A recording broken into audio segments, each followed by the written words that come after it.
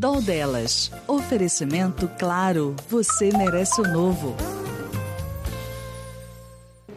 Hello, mulherada! E no novo episódio do Dó delas eu vou receber Leila Loureiro, que é paraense, professora, escritora e advogada. E ela defende que amar também é falar de dinheiro, pois quem ama, contrata. Vem com a gente!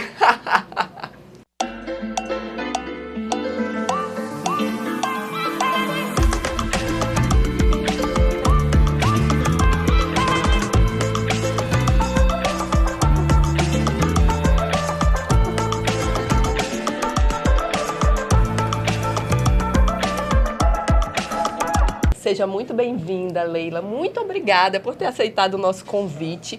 E eu já quero abrir um espaço para você se apresentar e contar um pouco da sua história. Obrigada pelo convite, Priscila. Um abraço aí para todas que estão nos ouvindo no Pod Delas. Eu me chamo Leila Loureiro, sou paraense, criada com açaí na mamadeira.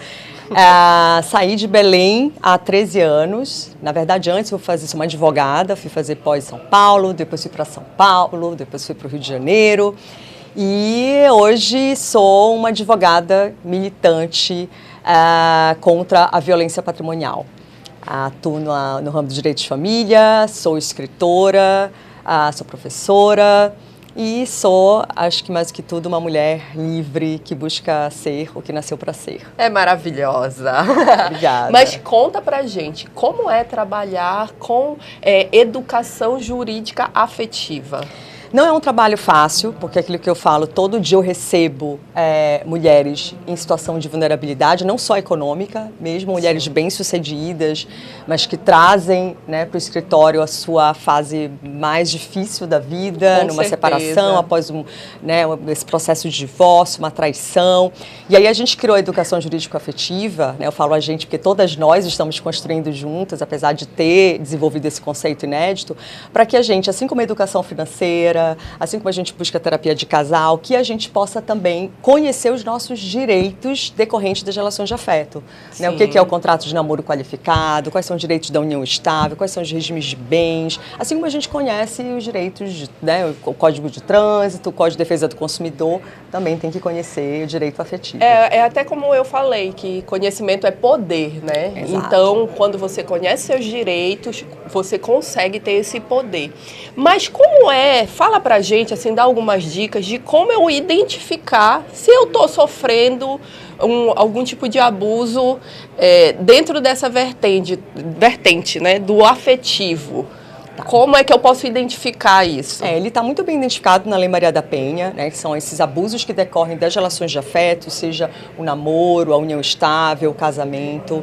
E entre todas as violências, a gente identifica, eu trabalho mais especificamente com a violência patrimonial. Quais são os sinais, né? É quando você começa a ter uma perda, né, ou destruição de bens pessoais, de documentos, do seu salário, do seu patrimônio. Um exemplo muito claro, né, que eu recebo de mulheres que, quando estão num processo de divórcio, esse marido que sempre gerenciou o patrimônio começa a dilapidar, a desviar esse patrimônio, a ocultar, já planejando um divórcio para lesar essa mulher. Outros casos, né, mulheres que assinam documentos durante a relação sem ler e quando vai ver o problema é bem complicado, que poderia ter sido facilmente evitado com essa prevenção de danos, né, que a educação jurídico-afetiva oferece. Então, nesses detalhes, né, de a gente ter essa consciência que a gente não vai fazer um contrato pensando em se divorciar. Mas se fizer, exatamente, você já está garantida, você já está segura. Porque tem muito aquela questão, para o homem é fácil falar, não, vamos fazer um casamento com separação de bens. Mas que parece que para a mulher é um tabu. Exato, não é? É sempre a história do golpe do baú, né? Que Sim. veio lá de trás, quando essa mulher não tinha acesso ao patrimônio dela. Legalmente, a mulher só passou a trabalhar, Priscila, sem autorização do marido a partir de 1962, com o Estatuto da Mulher Casada. Então, quer dizer, é tudo muito recente essa mulher no mercado de trabalho, dona do seu dinheiro, como você fala, é um tabu a gente falar, né, de dinheiro. Essa mulher falar de dinheiro e, assim como você disse, contratualizar as relações não leva ao divórcio, muito pelo contrário, evita que isso aconteça. Porque muitas vezes o homem está passando por alguma dificuldade e até mesmo por conta de razões deles, né, que eles têm, questão do machismo e tudo, acaba não passando isso para a mulher e a mulher está vivendo como se tivesse tudo normal e tudo mais. Então, essa conversa sobre dinheiro é de extrema importância. Muito importante. Eu falo muito isso, que nós precisamos falar de dinheiro, que acho que é mais obsceno, parece ser mais obsceno você falar dessas fantasias sexuais, numa roda de conversa, mas para falar de dinheiro é um grande tabu, né? Você vai numa festa de aniversário, de casamento, em qualquer cidade do Brasil, você vai ter a roda das mulheres falando, né, da dieta, da roupa, e a roda dos homens falando de Bitcoin, de investimento, de futebol, eventualmente. Então, por que a gente também não pode falar dos nossos investimentos, dos nossos sonhos, dos nossos projetos, sem que isso seja algo que leve para essa mulher mercenária, né, egoísta, enfim. Não temos que ter. Mas existe assim, por exemplo, tu que trabalha diretamente com essas mulheres, existe muito preconceito da mulher em relação a esse contrato? Eu acho que existe um desconhecimento, na verdade, né, de todas as partes. Então, é você imaginar que, separação de bens é porque não me ama. Não, muito pelo contrário, pode funcionar e fazer com que aquele casamento perdure. Porque a separação de bens não é que você não ama, é que vocês vão separar o patrimônio que cada um adquire com o seu próprio esforço e que vocês podem construir patrimônio comum. Você pode, por exemplo, fazer um regime de bens, Priscila, com 2 regimes, né, com 2, tanto o regime de comunhão mesclar com o regime de separação. Então, quando você conhece, isso verifica que, na verdade, quem ama contrata. Eu acho que é por aí. É verdade. Leila, mas para ser bem prática, se eu quiser fazer um contrato relacional, quais são os passos que eu devo seguir? Bom, muito boa sua pergunta, porque a gente tem que verificar o direito das famílias como algo preventivo e não só procurar um advogado para resolver apagar incêndio. Né? Então, sim, primeira coisa, procurar um especialista, um advogado especialista em direito das famílias. Você não vai, é o que eu sempre falo, você não vai operar o coração com o ginecologista. É verdade. Então, vai no profissional de direito das famílias e ele vai te falar.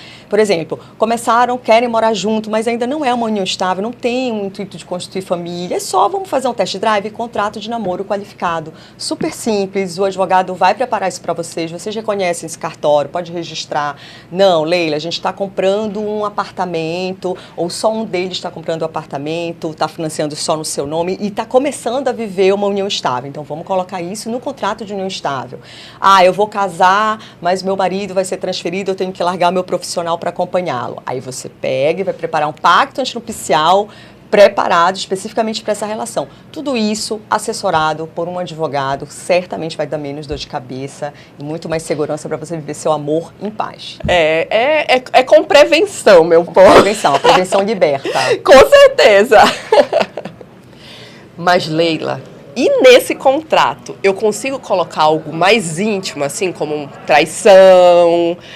Vamos lá, quais são as vertentes? Pode sim, Priscila, porque você pode colocar nos contratos não só questões de ordem patrimonial, como questões de ordem pessoal. Ou seja, esse relacionamento vai ser aberto, fechado. Se for monogâmico, você pode botar uma cláusula de indenização por infidelidade, porque existe um dever dentro das relações de afeto, segundo o nosso Código Civil, de fidelidade recíproca. Então, você pode colocar essa indenização, você pode colocar também questões de filho, guarda de filho, caso venha se divorciar, como é que vai ser essa guarda. Você pode colocar uma indenização, por exemplo, de eu viajei para acompanhar meu marido a trabalho, divorciamos lá, não fiquei 5 anos, por exemplo, parada, sem trabalhar, você já põe uma cláusula de alimentos compensatórios ou que ele vai te indenizar num determinado valor. Mas especificamente da traição, é um caso até famoso que a gente tem, que no Brasil já aplica também, do Michael Douglas, eu acho, com a Catherine Zeta-Jones, que eles têm uma cláusula milionária de traição. Talvez até hoje estejam juntos, né? Não sei se traíram e isso aí ficou, mas você pode sim colocar essas questões. É necessário, né? A gente acha, porque quando a gente está apaixonado, a gente é tudo lindo, é tudo maravilhoso. Exato. Mas é bom prevenir, para não remediar depois, não é isso? Priscila. E essa questão, a gente até tem também um caso de contrato que foi de uma pessoa que acabou de sair de um reality show, e aí essa questão de ele foi o ganhador, se dizia que tinha uma esposa e quando saiu já não era mais esposa, né? Claro, porque já tinha ganho o prêmio. Como fica essa questão, assim? O ideal é ele ter regularizado, né, isso. Acho que o ideal, se ela na verdade, amante, né? pode falar o nome, gente, se ela tivesse ali colocado, né? Vamos já assinar, namoro, é casamento? Porque, assim, particularmente eu tenho uma opinião que, apesar de, né, bem, uma advogada que atua muito na questão de gênero, mas 1 ano e meio que eles estavam, mesmo morando juntos ou não, dificilmente se reconhece uma união estável no Brasil, porque ainda não tem exatamente a estabilidade, a durabilidade. Então, não é tão simples assim por conta do tempo, mas já certo. fica a lição, tá junto 3, 4 anos, né, já tem uma pessoa que está empreendendo num projeto, ou tá aí, já vai definir para que depois do prêmio você não sofra, além da decepção afetiva, a decepção patrimonial também. Verdade. Isso é necessário. Tu estuda, tu trabalha, tu é professora, mas tu também é escritora, né? Sou. E essa Leila escritora, isso é uma válvula de escape, porque é um assunto mais formal, direito, é um assunto que às vezes é difícil de falar, e essa Leila escritora, isso também é uma maneira mais lúdica de mostrar para essa mulher, de mostrar a sua visão para essas mulheres? Com certeza, porque trabalhar, né, repito, com essa área do direito de família, do direito civil, que é família e sucessões, que também trata de testamento, né, inventário, que a gente está lidando com perdas, mortes simbólicas também no divórcio, a gente recebe muito, passa o dia mediando conflito, passa o dia separando briga, DR, tanto que eu falo, gente, eu chego em casa, né, meu namorado, a gente não pode ter DR, uma relação harmônica, só pagando, querido, pra gente ter DR, porque é complicado, né? Então, foi sim uma válvula de escape, porque o meu livro, ele traz uma visão muito poética dessa reconstrução da mulher, né? Se chama Meu Cio é Seu. Sim. Eu vou aí para uma segunda edição, porque a primeira edição a gente esgotou, mas eu vou para uma segunda edição. E ele fala dessa reconstrução, da mulher que se compreende após o divórcio, começando na fase da morte, depois envelhecimento, juventude, infância e termina na concepção, quando ela entende quem ela de fato então é o caminho inverso da vida, né? É um acerto de contas aí, numa inversão entre o tempo e a vida. É muito legal. O feedback, inclusive, eu já recebi, até me assustou no início, muitas mulheres que falaram, cara, eu estava arrastando cadáver na minha relação e depois que eu li seu livro eu decidi divorciar. Isso me assusta quando eu ouço esse feedback, mas que bom, que fique bom para os dois, que já era o casal que não tinha mais futuro, né? Sim, e a mulher começa a identificar algumas coisas, né? Exato. Que às vezes a gente vai se perdendo, e a gente vai se perdendo na relação. Como é complicado, assim, tu te perder e aí tu vira mãe, aí tu vira esposa, e aí tu já vai deixando aquilo que tu gostava de lado. Como é bom, às vezes, por meio da literatura, por meio das leis, tu começa a perceber que não, tu tem direitos, tu tem deveres, mas tu também tem direitos, e poder deslumbrar, sonhar, ter objetivos, porque o casal precisa disso, né? Claro, o homem vai ter o objetivo dele, a mulher vai ter o objetivo dela, e eles vão ter objetivos em comum. Perfeito. Né? Então, falar sobre isso é importante para que nenhum se perca. Exato. Então, realmente, isso vai ajudar os casais, né? Vai ajudar a ter menos problemas, Exato. né? Porque problemas com certeza vão ter. Exato, O ideal é que a gente se una ainda mais quando eles vierem. Mas que bom, que história maravilhosa, que história inspiradora, né? De educação para mulheres. Então isso é muito bacana, a gente poder mostrar para as mulheres que nós podemos sim falar de contratos, podemos sim falar de dinheiro, né? Mas aí eu já abro aqui também para te deixar uma mensagem para essas mulheres que estão vendo o dó delas. O que tu fala para elas? Qual é o recado que tu manda para elas? Olha, o recado eu acho que é o meu caminho, né? A gente é a única verdade da vida, é a verdade que a gente vive. E sem deixar essa frase, né, inspiracional de, olha, venha, vamos, sucesso, vamos atingir né, a nossa plenitude, mas cada um buscar a sua essência, acho que é isso. Sim. Não interessa se é realmente construindo muito patrimônio, se realizando profissionalmente, investindo na maternidade, cada um entenda, né, esse seu processo e escute a sua criança.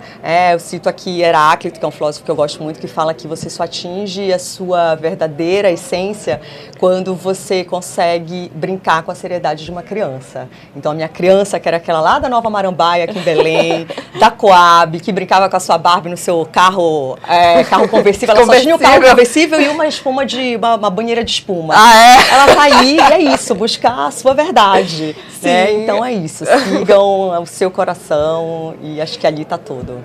A mulher, ela pode tudo, né? Pode tudo. Ela pode tudo, até casar e com contrato antes, até no namoro, né? Muito obrigada pela sua presença, você, eu agradeço. Para todas. Tchau. Tchau, tchau.